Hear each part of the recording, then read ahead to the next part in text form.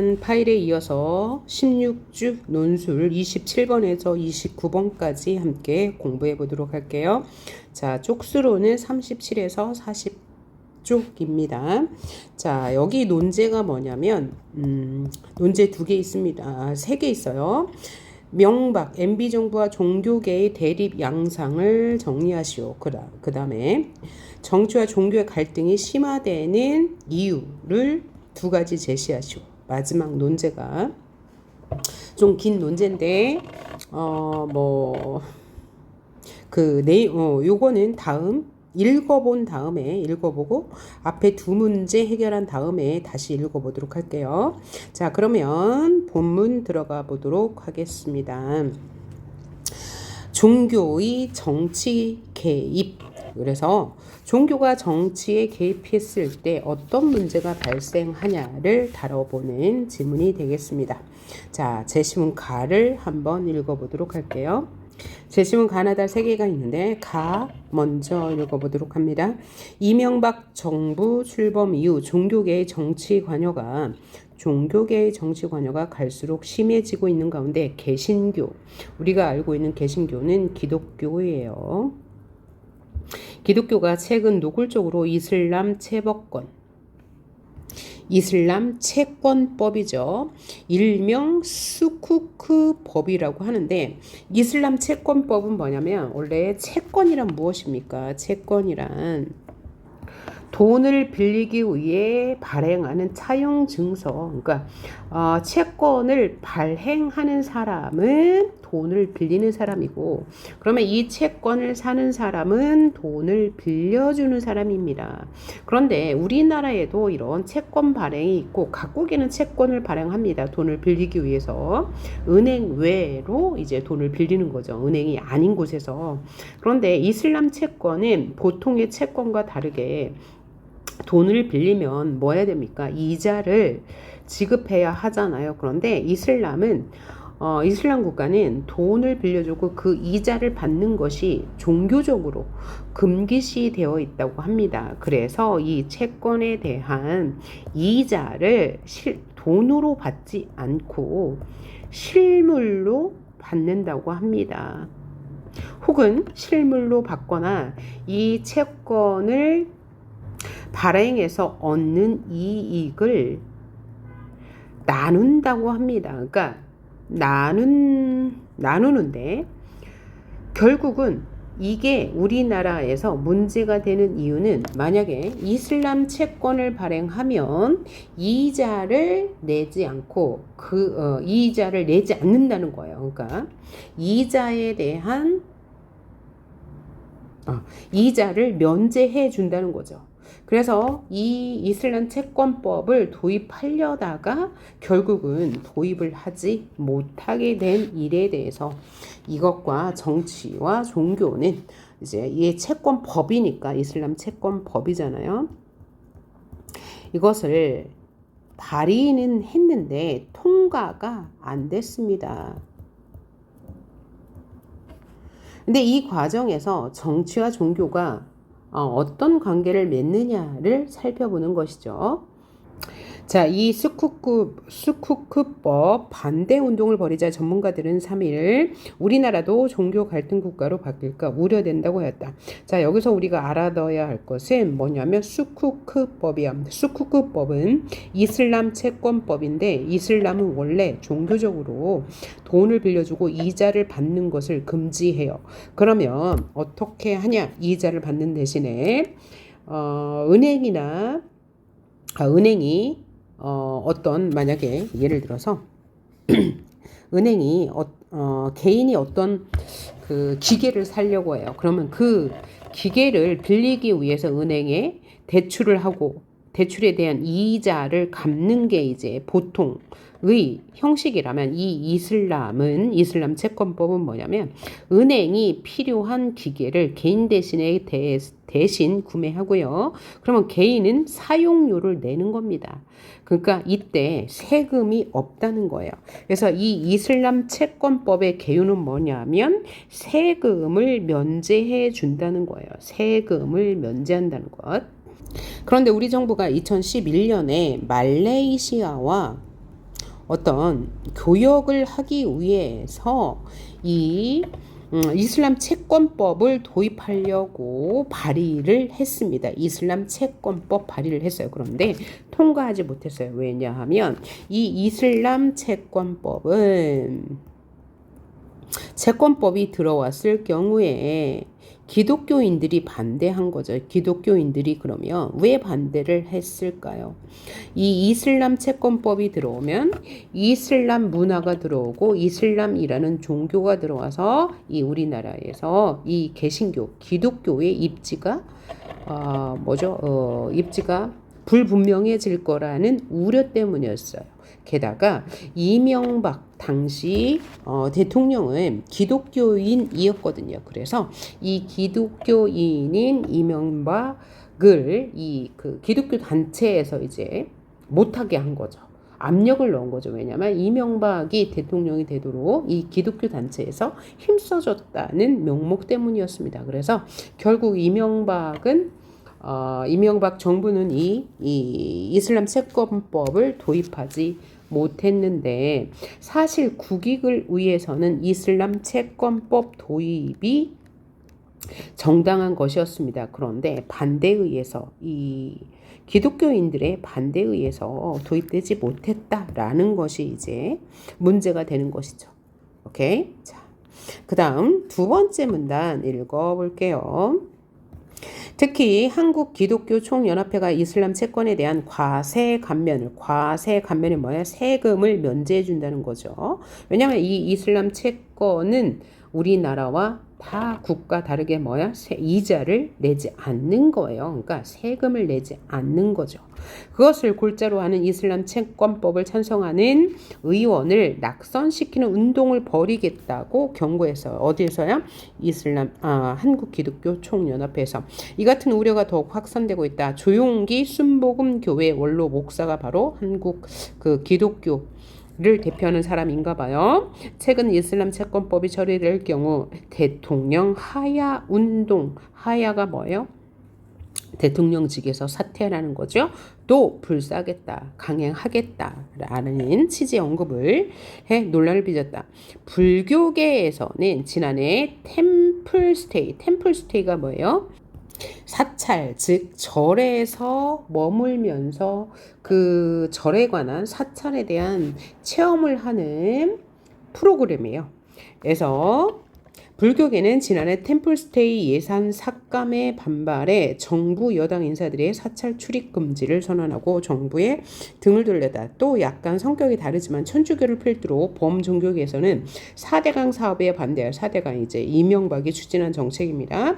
반대하여 정부와 각을 세우고 있다.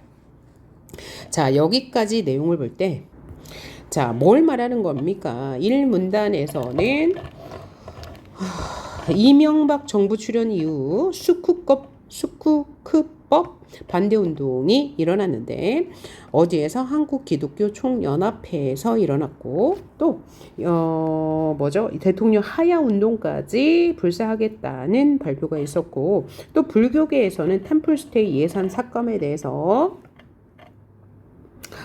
정부의 정책에 반대하는 운동을 펼때요. 이것은 뭐죠? 이 종교가 정치에 관여한 사례를 말해주고 있는 거죠. 반대로 말했나요? 종교가 정치에 관여한 사례에 대해서 말해주고 있고요. 그 다음 세 번째 문단 봅시다. 과거 권위주의 정부 시절 종교계 인사들은 민주화를 촉구하는 목소리로 존경을 받은 적이 있다. 하지만 최근 종교계는 교리와 교계 이해에 반한다는 이유로 국가정책에 조직적으로 반발하는 양태, 모습을 보여 과도한 정치 개입이라는 지적을 받고 있다. 이것이 바로 1, 2문단에 대한 정리 내용이 되겠네요. 자, 다음 4문단 봅시다. 역대 정권에서도 정교 갈등, 정치와 종교 간의 갈등은 있었다. 하지만 교리에 어긋난다는 이유로 국가 정책에 반대하는 사례는 전례를 찾기 힘들다. 지금까지 없었는데 이명박 정부 때 2011년에 있었던 얘기죠. 이명박 정부는 출범 이후 개신교, 불교, 천주교 등 여러 교단과 갈등 관계를 보였다. 현 정부가 종교계와 갈등하는 이유는 우선 이명박 대통령이 개신교 장로여서 명박 정부가 개신교와 가깝다는 인식을 심어줬기 때문이다. 또 종교계가 과거에 비해 더욱 세속적 문제와 이해에 관심을 갖기 때문이란 비판도 나오고 있다. 그러니까 이 사문단에서는 정교 갈등의 원인이 이명박 정부가 개신교와 가깝다는 인식 때문, 그 다음에 이 종교계가 세속적 문제와 이해에 관심을 많이 쏟기 때문이다 라고 말하고 있네요. 5번째 문단. 자, 전문가들은 정교 분리 원칙을 망각하고 세속적 이해 요구에 매달리는 교계 이탈을 일제히 비판했다. 성태용 건국대 철학과 교수는 종교가 특별 대우를 받을 이유는 없다며 정치 문제는 정치권과 일반 국민들에게 맡겨 풀어야 한다고 지적했다.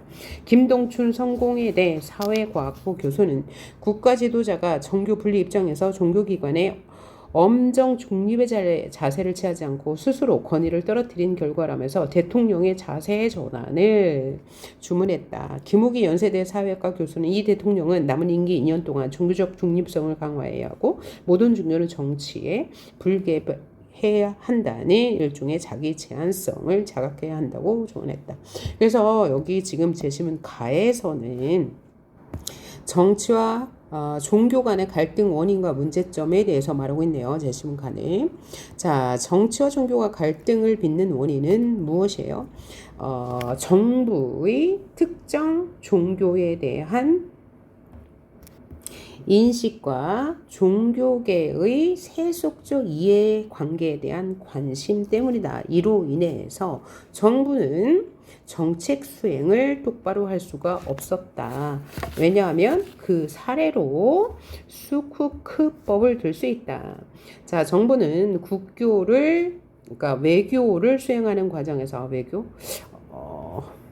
맞죠? 외교를 수행하는 과정에서 수쿠크법을 도입하려고 하였는데 수쿠크법이 이슬람 교도의 교리에 따라서 이자를 받을 수 없다. 그래서 세금을 면제해 줄 수밖에 없는데 이렇게 해야 어떤 국가의 경제 정책을 달성할 수 있었는데 기독교 연합의 반대로 그것을 할 수가 없었다는 것이죠.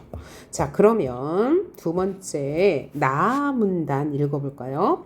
이명박 대통령이 무릎 기도를 올린 것을 계기로 대통령의 국가 조찬 기도에 참석에 대한 근본적인 물음이 제기되고 있다. 종교 분리가 원칙인 우리나라에서 대통령이 종교 편향성이 부각되면서 종교적 평화에 금이 간다. 그러니까 이게 뭐예요?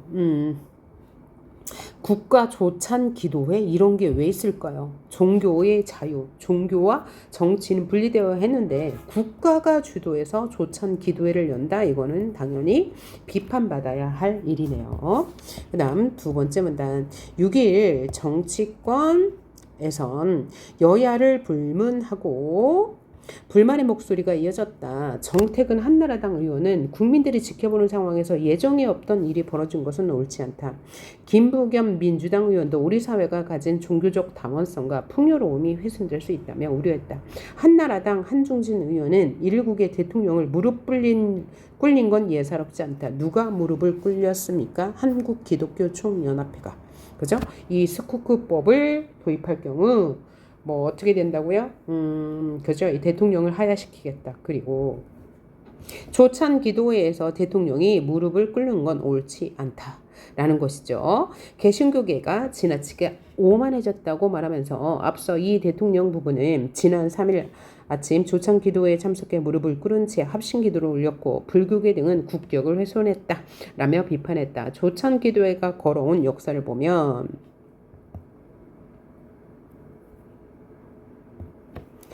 정치와 종교의 거래 의혹이 짙다.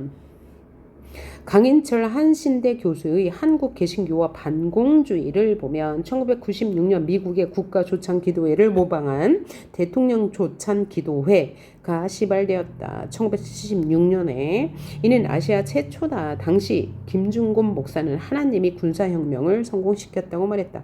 이거 역시 그죠? 이 종교가 국가의 일에 지나치게 관여한 거죠.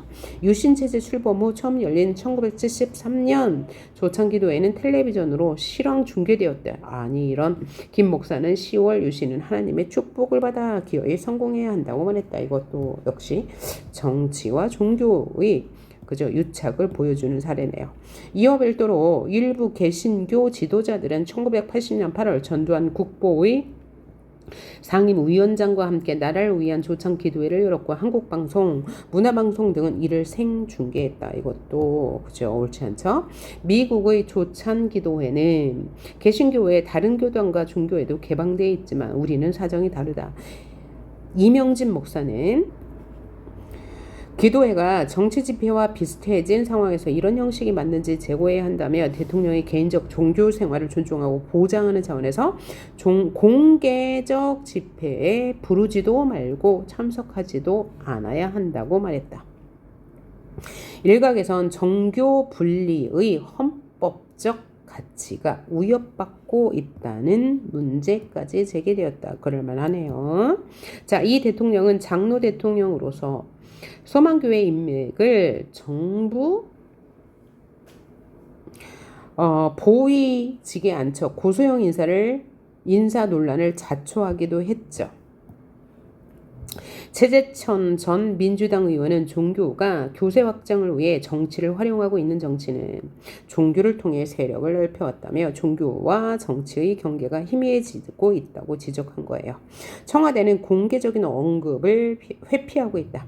다만 청와대 핵심 관계자는 개신교 내부에서도 그 일에 대해 문제 제기가 있지 않느냐는 말로 대통령을 무릎 꿇게 한 개신교 쪽에 우회적으로 불만을 드러냈다. 청와대는 이번 일을 계기로 특정 종교 편향적이라는 이 대통령의 이미지가 한 번 더 환기되는 것을 불편했다. 이런 일을 겪었으니 개신교도 앞으로 국가 조천 기도회에서 조심하지 않겠느냐는 청와대 쪽의 기대다. 그래서 이명박 정부가 이제 여기 임기 3년째 이런 일이 있었거든요. 그래서 그 이후로는 이런 문제는 다시 대두되진 않았습니다.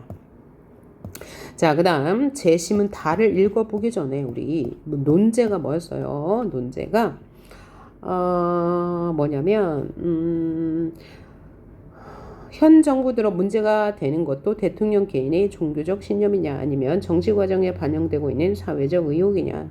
그렇다면 이번 국가조찬 기도회에서 대통령의 한 합심 기도회가 어떤 의미를 갖느냐에 대해서 논술을 하라는 것이었습니다. 끝까지 읽어본 후에 우리 답안을 작성해 봅시다. 한국 교회에 대한 일부 세력의 비방이 도를 넘어서고 있다. 마치 기독교계가 국익에 역행하고 갈등을 조장하며 정교 분리 원칙을 해치고 있다는 식으로도 모두 잘못 보도하고 있다. 이명박 대통령과 부인 김윤옥 여사가 3일 서울 삼성동 코엑스에서 열린 43일 국가조찬 기도회에서 무릎을 꿇고 기도하는 모습이 부적절했다는 일부 주장에 우리는 동조하지 않는다. 국가조찬 기도회는 지난 43년간 매년 한 차례씩 열리는 기독교 행사로 역대 대통령들이 참석해왔다. 박정희 전 대통령과 노무현 전 대통령이 각각 일정과 탄핵 사태 등으로 한 차례씩 불참했을 뿐이다. 올해 국가조찬 기도회가 예년의 행사와 다른 점은 길자연 한국기독교 총연합회 대표회장의 인도에 따라 이 대통령을 비롯한 참석자 3,500명이 무릎을 꿇고 합심 기도를 했다는 점이다. 청와대는 길 대표 회장의 제의에 따라 참석자들 모두 무릎을 꿇은 것이고 따라서 이 대통령만 특별 행동을 한 게 아니다라고 밝혔다. 청와대의 설명이 이 이치에 맞는다는 것이 우리의 생각이다. 자, 그럼 여기서 우리는 누굴 말하느냐? 국민일보 기자를 말하는 겁니다. 이것은 이제 특정한 관점이라는 것 알아두셔야 될 것 같습니다. 자, 그 다음 문단 참석자 전원이 무릎을 꿇고 조국의 번영과 화합 등을 위해 간절히 기도하는데 기독교 행사에 초대받은 대통령 내에만 의자에 앉아 기도하는 것이 타당하다는 건지 묻지 않을 수 없다. 이날 행사에 손학규 민주당 대표 등이 여야 정치인들도 참석해 무릎 꿇고 합심 기도를 드린 점을 상기하기 바란다. 군사 정권 시절 전두환 노태우 대통령이 사찰에 가서 불공을 들을 때도 같은 농고로 질타를 했는지 반문하고 싶다. 이때는 질타가 없었다는 거죠. 대통령에게도 종교의 자유가 있어야 한다는 것은 재론의 여지가 없다는 이 기자의 발언이었고요. 일부에서는 기독교가 이슬람 채권 법안에 제동을 걸면서 국익에 반하는 행동을 하고 있다고 헐뜯고 있다. 그러나 수쿠쿠 법안이 안고 있는 부작용을 면밀하게 따져보자는 것이 기독교의 입장이다. 다른 외국 자본이 국내에서 부동산 거래를 하면 관련 세금을 내야 하는데 이슬람 채권만 면제해 주자는 것은 말이 되지 않는다. 기독교계의 요구의 진위를 제대로 가려보지 않고 종교적 이기주의로 몰아가자는 운동은 마땅히 경계해야 한다. 정중하게 자세를 요청해야 한다. 그럼 우리가 지금 제시문 가나다 세 개를 읽어봤는데 논제가 뭐였습니까? 논제가 이명박 대통령의 국가조찬 기도회 참여는 개인의 종교적 신념이냐 아니면 신념이 정치 과정에 반영돼 있는 것이냐. 두 가지 입장 중 하나를 선택해서 근거를 통해서 논술하라는 것이었습니다. 자, 그러면 가나다에 두 가지 입장이 다 나와 있습니다. 그래서 본인의 입장에 맞는 것을 논리적으로 기술하면 된다는 것이죠. 자, 그러면 27번부터 풀어볼게요. 가해에서 명박 정부와 종교계의 대립 양상을 정리하시오라고 했는데, 자, 명박 정부와 종교계는 수쿠쿠법 통과를 놓고 대립한다. 정부는 수쿠쿠 법을 통해서 해외 자본을 유입하여 경제적 이득을 제어하였으나 있으니까 그러나 없어도 되겠네요. 기독교 연합은 수쿠쿠 법이 통과되면 이슬람교가 확산될 것을 우려해 반대한다. 이 과정에서 기독교 연합은 대통령 하야로 압박하였고 결국 수쿠크법은 발의되지 못했다라고 정리해 주시면 될 것 같고요. 28번 윗글을 읽고 정치와 종교의 갈등이 심화되는 핵심적인 이유 아까 나왔죠. 첫째 3문단에 나왔어요. 정치와 종교 갈등이 심화되는 이유는 첫째 뭐라고요? 종교가 지나치게 세속적인 문제와 이해에 관심을 갖기 때문이고, 그리고 정부가 특정 종교와 가깝다는 인식을 심어주기 때문이다라고 정리해 주시면 될 것 같네요. 자, 마지막 논제예요. 자, 논제는 여기부터예요. 그렇다면부터. 이번 국가조찬 기도회에서 대통령의 합심 기도는 개인의 종교적 신념의 표출로 보아야 하는가? 아니면 특정 종교가 정치적 영향력을 행사하는 것으로 봐야 하는가? 이에 대한 자신의 생각을 근거와 함께 논술하고 자신의 하는 정치와 종교 올바른 가치관에 대해서 논술을 하라고 했습니다.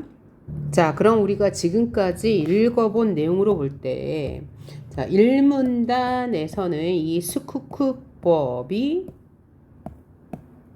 어떻게 논란이 되었는지, 1문단이 아니고 제시문 가에서는요, 보여줬고요. 종교와 정치가 갈등하는 원인이 무엇인지 보여줬어요. 나에서는 특정 종교가 정치적 영향력을 행사한다는 입장이죠.